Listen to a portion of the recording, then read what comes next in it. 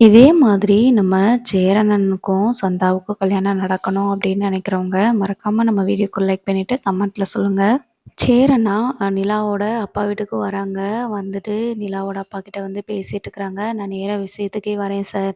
கல்யாண ஏற்பாடு வெள்ளிக்கிழம கல்யாணம் வச்சுக்கலான்னு சொல்லியிருக்கிறோம். நான் கோவில்ல போய் இப்ப தான் பேசிட்டு வந்தேன். 9 டூ 10:30க்குள்ள கல்யாணம் வச்சுக்கலான்னு சொல்லியிருக்கிறாங்க. நம்ம கல்யாணத்துக்குரிய அந்த மாலை மாத்துறதுக்கான பொருள் எல்லாம் வாங்கி குடுத்துட்டோம் அப்படின்னா, ஐயர் மிச்ச வேலை எல்லாத்தையுமே பார்த்துக்கிறேன்னு சொல்லியிருக்கிறாரு." அப்படின்னு சொல்லி சொல்லிட்டு இருக்கும்போது, நிலாவோட அம்மா வந்துட்டு, "எங்களுக்கு இந்த கல்யாணத்தில விருப்பமே இல்ல." அப்படின்னு சொல்லி சொல்றாங்க.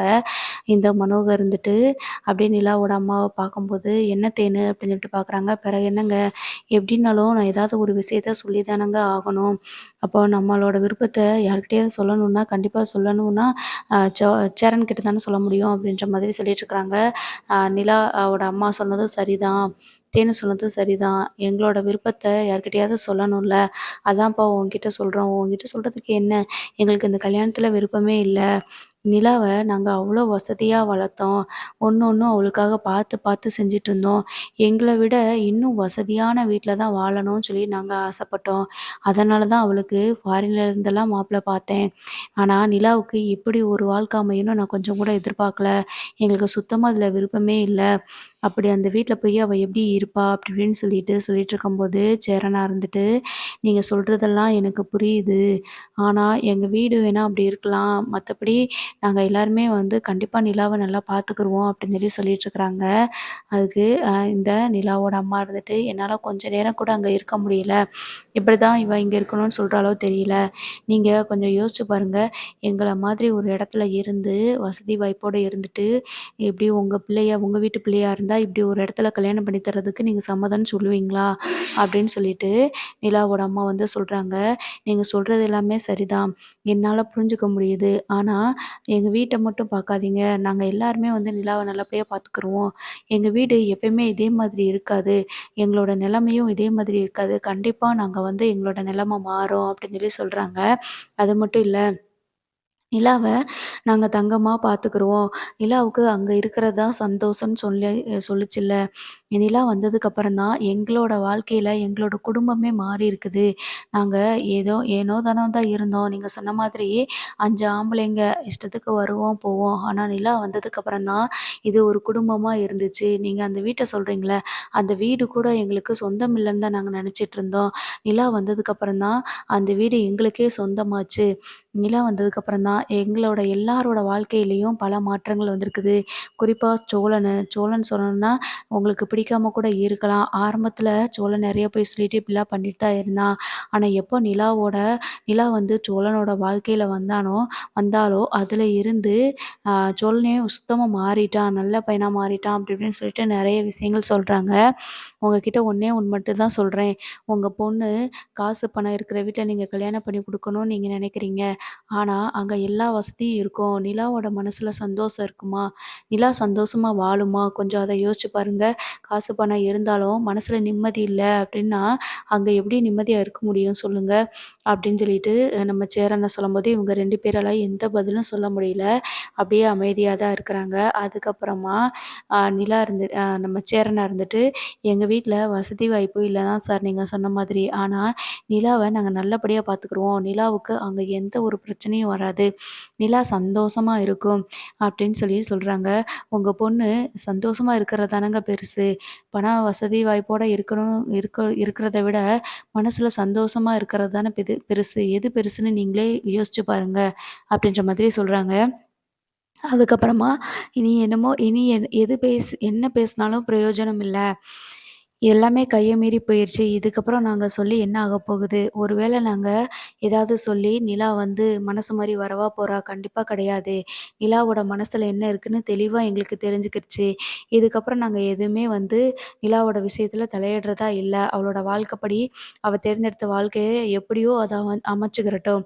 நீங்க சொன்னது மாதிரி உங்க வீடு இப்படியே இருந்துராது. கண்டிப்பா ஒரு நாள் நீங்களும் வாழ்க்கையில முன்னேறுவீங்க. நீங்க சொன்னீங்க இப்போ இந்த வீடு எப்படி இருந்துச்சு, இப்ப எப்படி இருக்கு அப்படின்னு சொல்லிட்டு. இதே மாதிரி கண்டிப்பா உங்க வாழ்க்கையில மாற்றம் வரும்.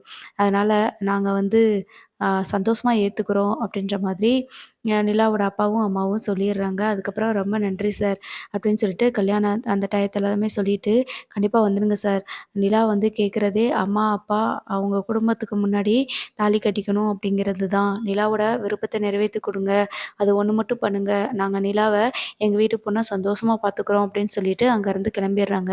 அதுக்கப்புறமா மனோகர் வந்து நிலாவுக்கு கால் பண்ணி, ட்ரெஸ்ஸு, ஜுவல்ஸ் எல்லாம் பர்ச்சேஸ் பண்ணணுமா? கல்யாணம் வச்சிருக்கீங்க.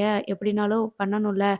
வர்றியா? கிளம்பி வர்றியா? கடைக்கு ஷாப்பிங் போயிட்டு வந்துரலாம் அப்படின்னு சொல்லிட்டு மனோகர் கேட்கும்போது, "இல்லப்பா அது வந்து இருக்கட்டும்ப்பா" அப்படின்ட்டு சொல்றாங்க. "இல்லடா இப்படிதான் உன் விருப்பப்படி கல்யாணம் தான் உன் விருப்பப்படி நடக்குது. நாங்க உனக்கு செய்ய வேண்டிய ஏதாவது செய்யணும்ல. இதுக்கு முன்னாடி தான் அப்படியே விட்டுட்டோம். அதனால இப்போ நாங்க அம்மா வந்து சாரி, நகைலாம் எடுத்து குடுப்போம் அப்படின்னு சொல்லிட்டுருக்கிறா. அதனால கிளம்பி வா" அப்படின்னு சொல்லி சொல்றாங்க. உடனே சரிப்பா நான் சோழனையும் கூட கூட்டிட்டு வரேன் அப்படின்னு சொல்லி சொல்லும்போது, சரிம்மா நீ கூட்டிட்டு வா அப்படின்னு சொல்லி சொல்லிடுறாங்க. அதுக்கப்புறமா அவங்க அந்த ஜவுளி கடைக்கு போகும்போது, நம்ம நிலாவும் சோழனும் தான் போறாங்க. போயிட்டு அ மனோகர் இருந்துட்டு, "வா தம்பி" அப்படின்னு சொல்லி கூப்பிடுறாங்க. சோழன் இருந்துட்டு, ஓகே சார்" அப்படின்ற மாதிரி தலைய மட்டும் ஆட்டிக்கிறாங்க. "இதில உனக்கு என்ன வேணுமோ எடுத்துக்கோப்பா" அப்படின்னு சொல்லிட்டு, அ முதல்ல நம்ம சோழனுக்கு வந்துட்டு பட்டு வேஷ்டி சட்டை எடுக்கிறதுக்கு சொல்றாங்க. "இல்ல இது எங்க வீட்லயே எங்க அண்ணனே எடுத்து குடுத்துருச்சு. எனக்கு வேண்டாம். நீங்க நிலாவுக்கு ஏதாவது செய்யணும்னு நெனச்சு நீங்க ஆசைப்பட்டீங்கன்னா, அத செய்யுங்க. நிலாக்கிட்ட இத நான் வேண்டான்னு தான் சொன்னேன். உனக்கு நகையும், பட்டு சேலையும் நான் எடுத்து தரேன்னு தான் சொன்னேன். நிலா தான் இருக்கட்டும். எங்க அப்பா விருப்பப்படி அ எனக்கு கல்யாணம் தான் நடக்கல. அப்பா விருப்பப்படி இந்த அவங்களுக்கு ஆசைப்படுற மாதிரி நகையும், பட்டு சேலை இதெல்லாம் வந்து அவங்களே வாங்கி குடுக்கட்டும்னு சொல்லிட்டு நிலா சொல்லிருச்சு. அதனால தான் கூட்டிட்டு வந்தேன் அப்படின்ற மாதிரி சொல்லுவாங்க. உடனே தேன் இருந்துட்டு, இல்லைன்னா மட்டும் நிலா விருப்பப்படி எல்லாம் வாங்கி தர முடியுமா அவங்களால? கல்யாணம் கூட நடத்த முடியுமான்னு தெரியல அப்படின்ற மாதிரி சொல்லும்போது, நிலா வந்து, "அம்மா என்னம்மா பேசுற? இப்படி கூப்பிட்டு அவமானப்படுத்துறதுக்கு தான் என்னைய கூப்பிட்டியா?" அப்படின்னு சொல்லி சொல்றாங்க. "நீ படுத்தின அவமானத்த விடையாடி இது பெருசா இருக்குது. நான் உண்மைய தானே சொன்னேன். அப்படி உனக்கு பிடிச்ச மாதிரி நகை, சேலையெல்லாம் வாங்குறதுக்கு உங்ககிட்ட காசு பணம் இருக்குதா?" அப்படின்னு சொல்லி சொல்றாங்க. "எங்ககிட்ட இவ்ளோ பெரிய கடையில வந்துட்டு இப்படி நகை வாங்குறதுக்கும், சேலை வாங்குறதுக்கு காசு இல்ல தான். ஆனா எனக்கு பிடிச்ச மாதிரி வாங்கி குடுக்குறதுக்கு சோழனால முடியும்." அப்படின்னு சொல்லி சொல்லிட்டுருக்காங்க. அதுக்கப்புறமா நிலா வந்துட்டு சாரி இதெல்லாம் வந்து பர்ச்சேஸ் பண்ணிட்டுருக்குறாங்க. அப்போ இவ்வளோ பெரிய கடைய பார்த்தது கூட இல்ல போல அப்படின்னு சொல்லிட்டு சோழன் கிட்ட சொல்றாரு மனோகர் இருந்துட்டு. ஆமா சார். எங்களுக்கு இவ்வளோ பெரிய கடை இருக்கணும்னு தேவையில்ல. ரோட்டு கடையில எடுத்தாலும் கூட மனசுல நிம்மதியா, சந்தோஷமா நாங்க போட்டுக்குருவோம். எங்க எடுத்தாலும் ட்ரெஸ்ஸு தானே. எங்க எடுக்கிறோன்னு முக்கியம் இல்ல சார். எந்த அளவுக்கு பிடிச்சிருக்கு அப்படிங்கிறது தான் முக்கியம் அப்படின்னு சொல்லிட்டு நம்ம சோழன் சொல்லுவாரு. அதுக்கப்புறமா நிலா இருந்துட்டு, "சோளம் இந்த சாரி ஓகேவா?" அப்படின்னு சொல்லி சொல்றாங்க. "உனக்கு எது பிடிச்சிருக்கோ நீ அது எடு" அப்படின்னு சொல்லிட்டு நம்ம சோழன் வந்து சொல்லிர்றாங்க. அதுக்கப்புறமா ஜுவல்ஸ் செக்ஷன்ல போயிட்டு ஜுவல்ஸ் எல்லாம் வந்துட்டு பர்ச்சேஸ் பண்றாங்க. ஸோ இப்ப "உனக்கு தேவையான நகையெல்லாம் எடுத்துக்கோன்னு" சொல்லும்போது, "எனக்கு இதெல்லாம் எதுவுமே வேண்டாம்ப்பா" அப்படின்னு சொல்லிட்டு நிலா வந்து சொல்றாங்க. "அப்படிலாம் இல்லடா, இது வந்து உன் கல்யாணத்துக்கு நாங்க குடுக்குறதா இருக்கட்டும். என்னதான் இருந்தாலும் நாங்க பெத்த பொண்ணு நீயி. இப்படிலாம் வந்து ஒண்ணுமே இல்லாமலாம் அனுப்ப முடியாது. எங்களால முடிஞ்சதுக்கு மேல எங்களால செய்ய முடியும். இருந்தாலும் நாங்க குடுக்குறதெல்லாம் அந்த வீட்ல வைக்கிறதுக்கு அந்த வீடு பத்தாது." அப்படின்ற மாதிரி சொல்லும்போது, "இதுக்கு தான்ப்பா நான் சொன்னேன் எனக்கு எதுவுமே வேண்டான்னு. அந்த வீட்ல இருக்கிறதே எனக்கு சந்தோஷமா தான் இருக்குது. மத்தபடி அதில எந்த பொருளும் வாங்கி வைக்கணும்னு அவசியமே இல்ல." அப்படின்ற மாதிரி சொல்லிட்டுருக்காங்க. அதுக்கப்புறமா, "ஏங்க இவ கிட்ட நம்ம இனிமே எதுவுமே பேச முடியாதுங்க. இப்படிதான் ஏதாவது பதில் சொல்லிக்கிட்டே இருப்பா. நீங்க எதுக்கு இவ கிட்ட பேசிட்டு இருக்கீங்க?" அப்படின்ற மாதிரி சொல்ல, சரின்னு சொல்லிட்டு சாரி எல்லாமே பர்ச்சேஸ் பண்ணி குடுத்துர்றாங்க. இப்போ கல்யாண ஏற்பாடெல்லாம் 2 நாளைக்குள்ள பண்ணணும்னு சொல்லிட்டு தடபுடலா ரெடி ஆயிட்டுருக்குது. வானதி கிட்ட வந்து வந்து நம்ம பாண்டி வந்து போய் சொல்றாங்க. வானதியோட வீட்ல போயிட்டு, சேரனனும் பாண்டியும் போய் இன்வைட் பண்றாங்க. இந்த மாரி கல்யாணம் வச்சிருக்கோம் அப்படின்னு சொல்லிட்டு, "என்னப்பா ஏற்கனவே உங்களுக்கு கல்யாணம் ஆயிருச்சுலப்பா, மறுபடியும் என்னப்பா?" அப்படின்னு சொல்லிட்டு சொல்லும்போது, நம்ம வானதி இருந்துட்டு, "அம்மா அத நான் சொல்றேன்ம்மா" அப்படின்னு சொல்லிட்டு சொல்றாங்க. "என்னது இது? கல்யாண ஏற்பாடு ரெடி ஆயிருச்சா? பண்ண போறீங்களா?" அப்படின்னு சொல்லி சொல்றாங்க. "ஆமா 2 பேருமே வந்து கல்யாணம் பண்ணிக்கலான்னு சொல்றாங்க." அப்படி சொல்லும்போது ரொம்ப சந்தோஷம். நிலாக்கா திருப்பி வந்ததுல சந்தோஷம் தான் எனக்கு. அதுவும் சோழன கல்யாணம் பண்ணிக்க போறோம் அப்படின்னு சொன்னது எனக்கு டபுள் சந்தோஷம் அப்படின்னு சொல்லி சொல்லிட்டுருக்காங்க. ஸோ கல்யாண ஏற்பாடுலாம் ரொம்ப விறுவிறுன்னு போயிட்டுருக்குது. ப்ரமோல பார்த்துருப்போம். ரொம்ப சூப்பரா வந்து கிராண்டா வந்து கல்யாணம் பண்ணனாலும் சிம்பிளா வந்துட்டு எல்லார் முகத்துலயும் சந்தோஷத்தோட கல்யாணம் பண்றாங்க. இன்னொரு பக்கம் நம்ம நிலாவோட அண்ணனும், அண்ணியும் வந்து வராங்க. "என்னப்பா இது? அவ அந்த பையன டிரைவர் பையன கல்யாணம் பண்ணிக்கிறேன்னு சொன்னா, உடனே நீங்களும் சரின்னு சொல்லிருவீங்களா? ஏன்ப்பா இப்படி பண்ணிட்டுருக்கிறீங்க? அவள தர தரன்னு பிடிச்சு இழுத்துட்டு வர வேண்டாமா?" அப்படின்னு சொல்லிட்டுருக்காங்க.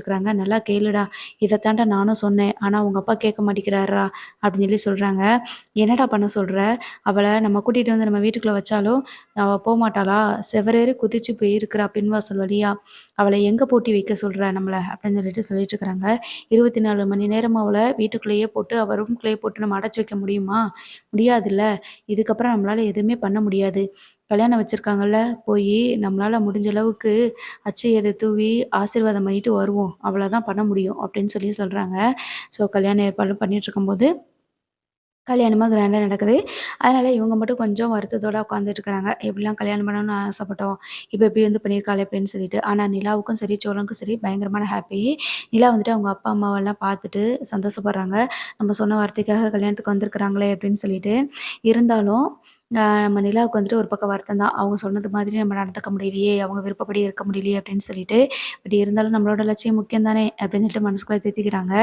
இப்போ கல்யாண ஏற்பாடுலாம் வந்துட்டு கல்யாணத்தெல்லாம் முடிச்சிடுறாங்க. கல்யாணத்த நல்லபடியா முடிச்சுட்டு எல்லார்கிட்டயும் ஆசீர்வாதம் வாங்கிக்கிறாங்க.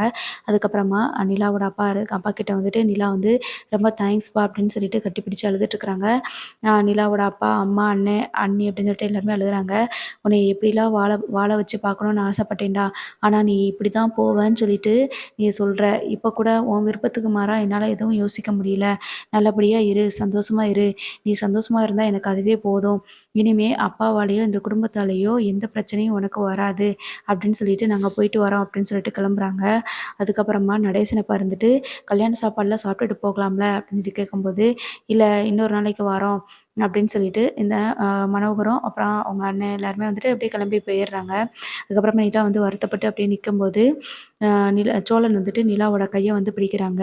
"கவலைப்படாத" அப்படின்னு சொல்லிட்டு கைய பிடிக்கிறாங்க. "கூடிய சீக்கிரம் அவங்களும் நம்மள புரிஞ்சுக்குருவாங்க" அப்படின்னு சொல்லிட்டு. அப்புறமா நிலாவும், சோழன் எல்லாருமே இங்க வீட்டுக்கு வராங்க. வீட்டுக்கு வந்ததுக்கப்புறமா வானதி பார்த்தீங்கன்னா, ஆரத்தி எடுக்குறாங்க. ஆரத்தி எடுத்துட்டு வீட்டுக்குள்ள போனதுக்கப்புறமா, ஃபர்ஸ்ட்டு நிலா விளக்கு ஏத்த சொல்லி நம்ம நடேசனப்பா சொல்றாங்க. அப்போ அந்த விளக்கேத்துறாங்க. பக்கத்திலேயே இப்ப தான் ஃபர்ஸ்ட் டைம் பார்த்தீங்கன்னா, அந்த வீட்ல நம்ம நடேசன் அப்பாவோட ஒய்ஃப் அதாவது சோழனோட அம்மாவ காட்டுறாங்க. "இதாம்மா உன் மாமியாரு. உன் மாமியாருக்கு விளக்கேத்துமா" அப்படின்னு சொல்லிட்டு நம்ம நடேசன் அப்பா சொல்ல, உடனே நிலா விளக்கேத்துறாங்க. விளக்கேத்திட்டு சாமி கும்பிடும்போது நடேசன் அப்பா சொல்றாங்க, "உன் விருப்பப்படியே உனக்கு பிடிச்ச மாதிரி உன்னோட மருமகள நான் வீட்டுக்கு திருப்பி கூட்டிட்டு வந்துட்டேன்." அப்படின்னு சொல்லிட்டு சொல்லி அவரு நடேசன் அப்பாவும் ப்ரேயர் பண்றாங்க. இவங்க எப்பயும் இதே மாதிரி சந்தோஷமா இருக்கணும். எப்டி எப்டியோ கல்யாணம் முடிஞ்சு இவங்க வாழ்க்கை எப்டி எப்டியோ போக போகுதுன்னு நெனச்சேன். ஆனா உன் பையன் சாதிச்சுட்டான். சோழனுக்கு நல்லபடியா கல்யாணம் ஆகிருச்சு. இவங்க எப்பயும் இணை பிரியாம இதே மாரி சந்தோஷமா இருக்கணும்னு சொல்லிட்டு நீ நெனைப்பன்னு எனக்கு நல்லாவே தெரியும். அவங்கள நீ ஆசீர்வதிக்கணும் அப்படின்னு சொல்லி நடேசன் அப்பா ப்ரேயர் பண்றாரு. அதுக்கப்புறமா விளக்கேத்திர்றாங்க. நம்ம பாண்டியும், சேரண்ணா எல்லாருமே அவங்க அம்மா ஃபோட்டோ முன்னாடி நின்னு ப்ரேயர் பண்றாங்க. சாமி கும்பிடுறாங்க. அப்பதான் நம்ம பல்லவன் அப்படியே தனியா நிக்கிறாங்க. ஏன்னா பல்லவனுக்கு அது அம்மா கிடையாதுல்ல. ஒரு மாரியா வருத்தப்பட்டு நிக்கிறாங்க. இத்தன நாளா இவங்க தான் நம்ம அம்மான்னு நெனச்சுக்கிட்டு இருந்தோம். இப்ப இல்லையே அப்படின்ற மாதிரி அவங்க ஃபீல் பண்ணிட்டு நிக்கும்போது, நம்ம நிலா "என்ன பல்லவா இங்கனக்குள்ள நின்னுட்டுருக்குற? வா சாமி கும்பிடு" அப்படின்னு சொல்லிட்டு கூப்பிடுறாங்க. சரிங்க அண்ணி" அப்படின்னு சொல்லிட்டு அவரும் சாமி கும்பிட்டுட்டு இருக்கிறாரு. இது நம்ம அம்மாவா இருந்திருக்க கூடாதா? அப்படின்ற மாதிரி நினைச்சாரோ, என்ன நினைச்சாரோ பல்லவன் முகத்துல ஒரு அழுகை வர்ற மாதிரி அப்படியே காட்டுறாங்க. அதுக்கப்புறமா எல்லாருமே சாமி கும்பிட்டதுக்கப்புறமா விளக்குலாம் ஏத்துனதுக்கப்புறமா அவங்க சேர்ல உட்கார்றாங்க. நம்ம பாண்டியும், பல்லவனும் "அண்ணே, சோழனே சொன்னது மாரியே சாதிச்சிட்ட. பரவால்ல. சரி நிலா உங்களுக்கு கல்யாணம் ஆயிருச்சு. ட்ரீட் வைங்க" அப்படின்னு கேட்குறாங்க. "ட்ரீட்டா? அதான் இன்னைக்கு சாப்பாடு போட போறாங்கல்ல, சாப்பிடுவோம். இதுக்கு மேல என்ன ட்ரீட் வேணும்?" அப்படின்னு கேட்கும்போது, "என்ன இப்படி சொல்றீங்க? எனக்கு ட்ரீட் வேணும்னா வேணும்" அப்படின்னு நம்ம பல்லவன் சொல்லும்போது, சோழன் "உனக்கு ட்ரீட் தானே வேணும். என்ன வேணும்னு சொல்லு அண்ணன் வாங்கி குடுக்குறேன். என்ன வேணும்னு சொல்லு நான் உடனே உனக்கு வாங்கி குடுக்குறேன். உனக்கு உடனே ட்ரீட் வைக்கிறேன். ஓகேவா?" அப்படின்ற மாதிரி சொல்லிட்டு இருக்கிறாங்க. அதுக்கப்புறமா நிலா அப்படியே அமைதியா உட்காந்துட்டு இருக்கும்போது, "என்னப்பா நிலா, என்ன யோசிச்சுட்டு இருக்கிற?" அப்படின்னு சேரண்ணா கேட்குறாங்க. "இல்லண்ணே, இதுக்கு முன்னாடி நான் இந்த வீட்டுக்கு வந்தத விட, இத்தன நாளா நான் இந்த வீட்ல தான் 1 வருஷமா கிட்டத்தட்ட இருக்கிறேன். ஆனா அது எல்லாத்தையும் விட, இன்னைக்கு என்னமோ எல்லாமே எனக்கு புதுசா இருக்கிற மாரி இருக்குண்ணே" அப்படின்னு சொல்றாங்க. "என்னப்பா சொல்ற?" அப்படின்னு கேட்கும்போது, "ஆமாண்ணே, புதுசா எனக்கு மனசு ஃபுல்லா அப்படியே ஒரு மாதிரி அமைதியான ஒரு சந்தோஷமா இருக்குதுண்ணே. இத்தன நாளா நிம்மதி இல்லாம இருந்தது மாரி இருந்தது. ஆனா இப்ப சோழனோட பொண்டாட்டியா இந்த வீட்ல எனக்கு எல்லா உரிமையும் இருக்குது அப்படின்ற மாதிரி இருக்குதுண்ணே. அப்படின்னு சொல்லி சொல்றாங்க. கண்டிப்பாம்மா நீ சொன்னாலும் சொல்லாட்டாலும் இந்த குடும்பத்தில நீ ஒரு ஆளு தான். இப்போ வரைக்கும் நாங்க அப்படிதான் பார்த்துட்டுருந்தோம். நீயும் எங்கள அப்படிதான் பார்த்துக்கிட்ட. அதனால தான் மறுபடியும் இந்த கடவுளா பார்த்து உங்க 2 பேரையும் இணைச்சு வச்சிருக்கிறாரு. இதே மாரி நீங்க எப்பயும் சந்தோஷமா இருந்தா எங்களுக்கு அதுவே போதும்மா அப்படின்னு சொல்லி சொல்றாங்க. கண்டிப்பா அண்ணே. இனிமே நம்ம எல்லாருமே சேர்ந்து சந்தோஷமா இருக்கலாம் அப்படின்னு சொல்லிட்டு நம்ம நிலா வந்து சொல்லிட்டுருக்காங்க. அப்பதான் ஊர்க்காரங்கள்ல ஒருத்தவங்க வந்துட்டு, "என்னப்பா உன் மகனுக்கும், மருமகளுக்கும் கல்யாணம் பண்ணி வச்சிருக்கியா? எதுக்கு மறுபடியும் கல்யாணம் பண்ணி வச்சிருக்க? விவாகரத்து பண்ணதுனாலயா?" அப்படின்னு சொல்லிட்டு கேட்குறாங்க. "இதெல்லாம் உன்கிட்ட சொல்லிட்டு இருக்க முடியுமா? நான் தான் சொன்னேன்ல என் மருமக வருவான்னு சொல்லிட்டு. அவளுக்கு அவங்க அப்பா வீட்டுக்கு போயிருந்தா திருப்பி வந்து நாங்க ஊரறிய கல்யாணம் பண்ணி வைக்கணும்னு சொல்லி தான் ஏற்பாடு பண்ணோம்." அப்படின்னு சொல்லிட்டு நடேசன் பெருமையா பேசி